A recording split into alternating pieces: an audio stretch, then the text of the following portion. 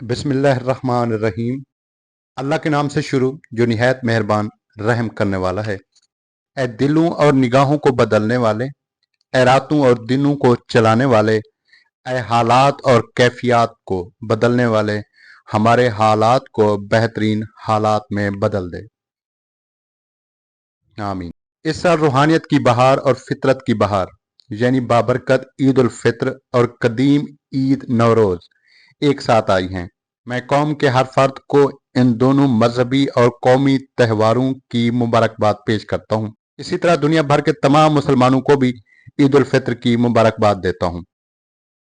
ये भी जरूरी है कि इस्लाम के मुजाहिदीन की नुमाया कामयाबियों पर सबको मुबारकबाद दी जाए और साथ ही दूसरी मुसल्लत करदा जंग जनवरी की बगावत, तीसरी मुसल्लत करदा जंग सिक्योरिटी और सरहदी शोहदा और गुमनाम शोहदा इंटेलिजेंस फोर्सेस के शोहदा के अहल खाना और लवाहिकीन से ताज़ियत और हमदर्दी का इजहार किया जाए।